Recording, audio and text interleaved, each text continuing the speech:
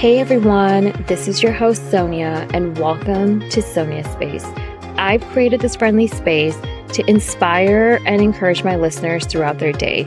On this podcast series, I want to talk about life, relationships, mental health, women empowerment, hardships, and new experiences. My goal is to have an authentic and vulnerable discussion with my listeners.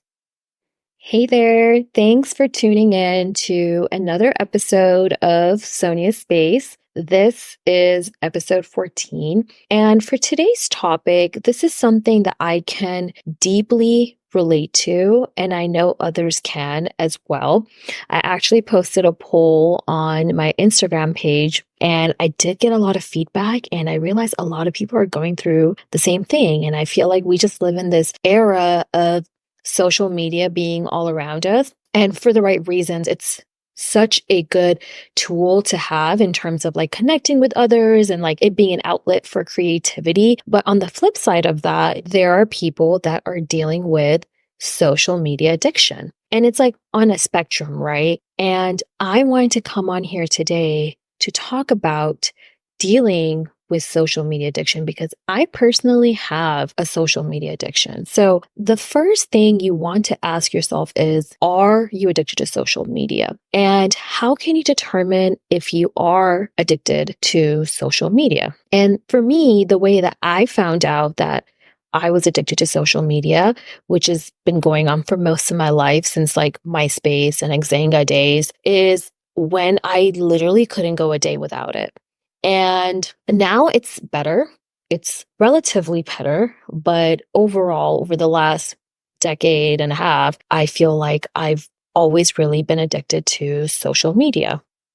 For today's episode, I want to get into one, what exactly is a social media addiction? Two, how can you determine that you have a social media addiction? And three, I really want to get into how I was able to manage some of my social media addiction. And also there's ways that you can detox from social media and just kind of talk about it in general, have a open, vulnerable discussion with it. I feel like in this era, most people don't even know that they probably have a social media addiction because it's become a thing, right? It's all around us. And there's so many apps that we use for social media for a multitude of reasons.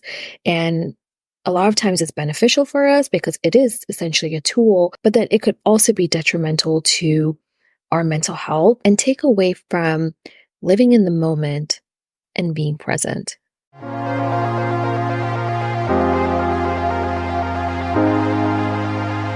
How did I know that I was addicted to social media? And there were multiple things happening where I eventually picked up on the fact that, okay, yeah, I am absolutely addicted to social media. And we all have our muse, right? So for me, I can go back to MySpace days, and I've always heavily used social media. I feel like, relatively speaking, compared to other people, most people that I know, I do use social media a lot and I'm always on it. And that's my problem. I am on Instagram, TikTok all the time. And a lot of times I don't even know that I've opened the app. That's how I know I'm addicted. I would just be sitting and talking to my husband, or I'm out doing something. And like, even when I'm driving, I'll just click on the Instagram app or the TikTok app. And it's such a mindless thing that I'm doing. And I'm like, whoa, what the heck? Like, how do I even end up here?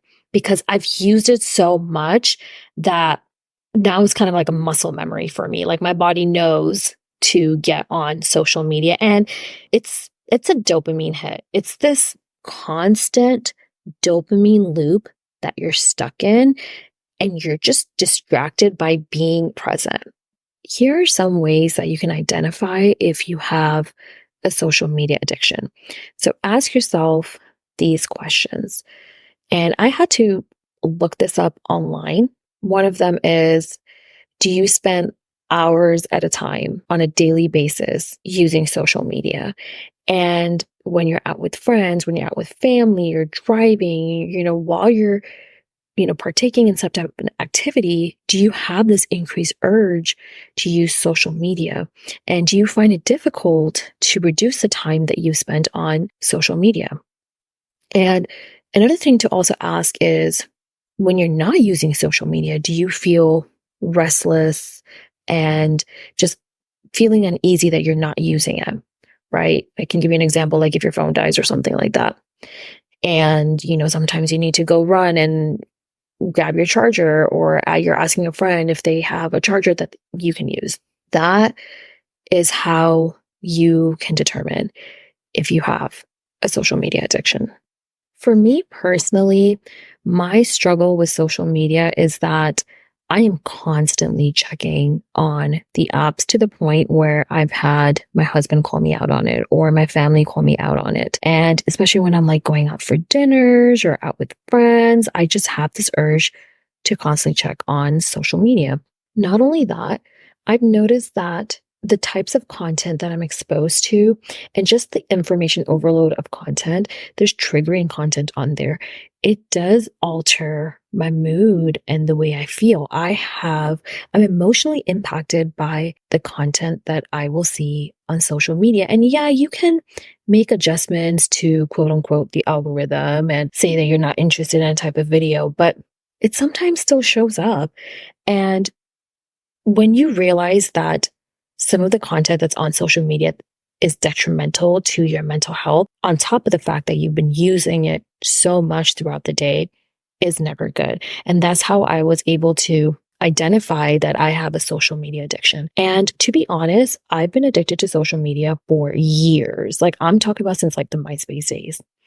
And I was doing what I was doing and I wasn't feeling too great about it. And I was also feeling good about it.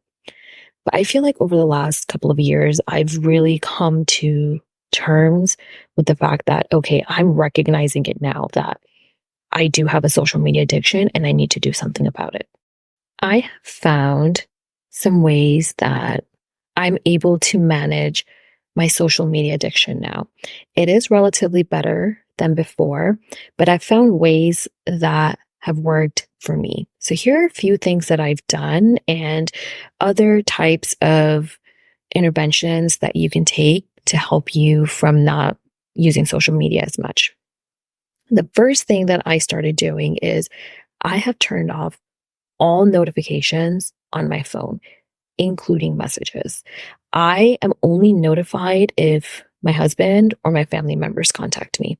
All my notifications have been turned off. So I only check my phone when I have the time to check it, as opposed to seeing that I got a notification from Instagram or TikTok or Facebook or whatever it may be, or seeing a message from a friend. It's only when I need to check my phone at my own time. Another thing that I started doing is I don't respond immediately as much unless I know that it requires my urgency.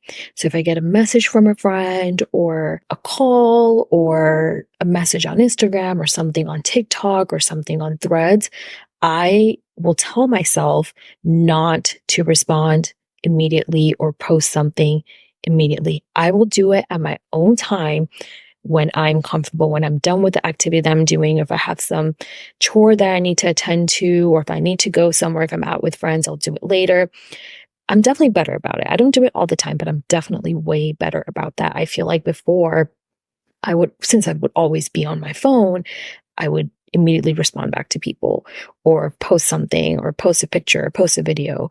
I don't feel like I have the urge to do that anymore. And that took practice and time. Just to remind you, the reason why social media came into play, it's a way to connect with people, right?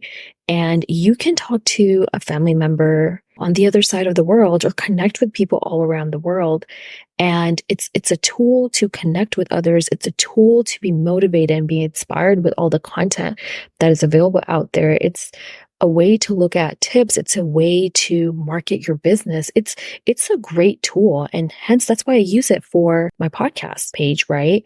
And that is also what I've started doing now, is that my personal Instagram page, I don't use it as much anymore. I put more of my time on my business page, my podcast page, or my podcast threads page, or my podcast TikTok page.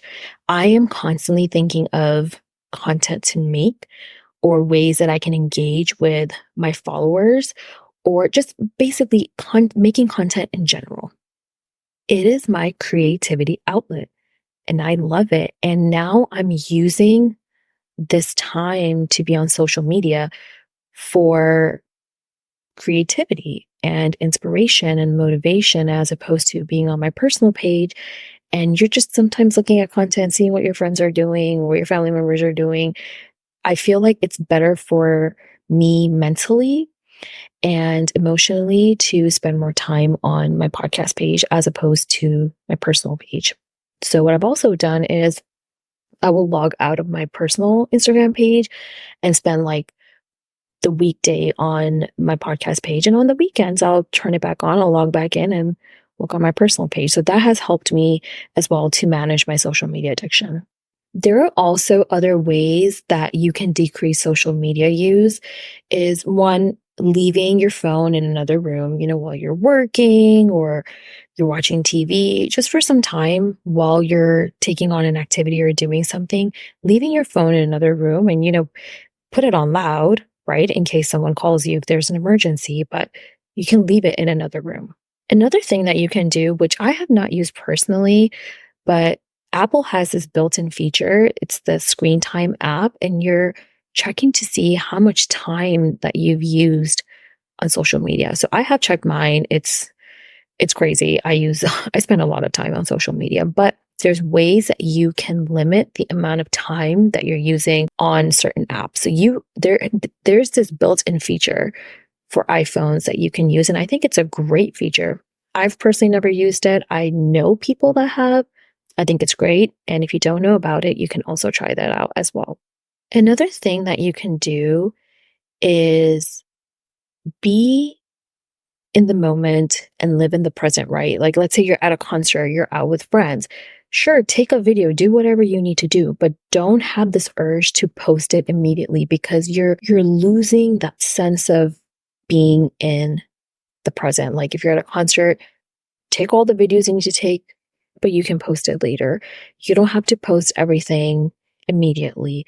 It's a way to manage how much time you're actually using on social media, and you're building these memories, but you also want to make sure that you're being in the moment and you're living in the present, and you're also respecting the people around you as well by giving them your time.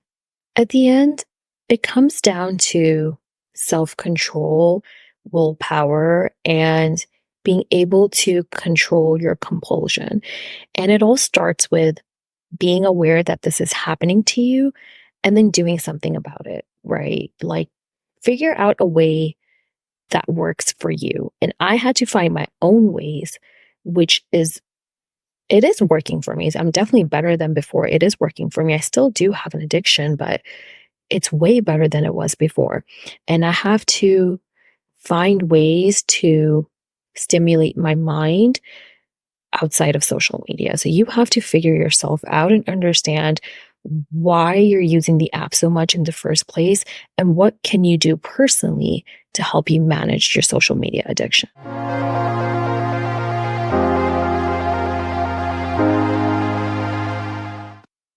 On to our next segment. So for today's segment, I'm going to talk about a new thing or new experience that I've had.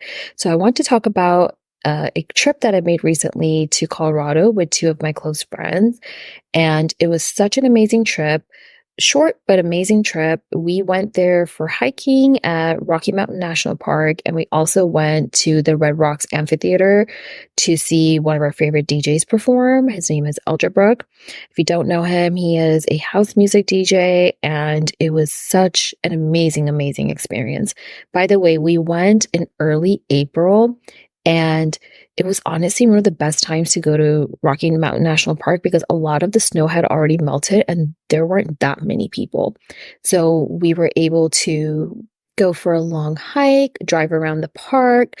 It was such a beautiful day. The weather was perfect. So I would highly suggest if you're making a trip to Colorado, especially Rocky Mountain National Park, I would go around April, May, and I would also recommend September. I've also been there in September, but in September, you do have to make a reservation to go to Bear Lake. But this time around, we didn't have to make a reservation. We just had to pay for our parking. But after like post May is when you have to start paying for a time reservation and parking. So keep that in mind. But the traffic's not as bad, right? There's not as many people in April, May, or even September. So I would highly recommend you checking out Rocky Mountain National Park around those times.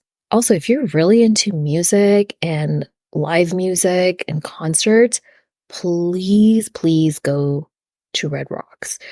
The Red Rocks Amphitheater was one of the best experiences of my life, and it's all outdoors. It's in a remote location near Golden. You can see the moon, you can see the stars. You're like out in nature enjoying music. It's like built very nicely. It's like near these red rocks. And just the vibe and just the people, just the ambiance, everything was amazing. And I feel like seeing Elderbrook, I do like him a lot as a DJ, but just being at Red Rocks made it 10 times better.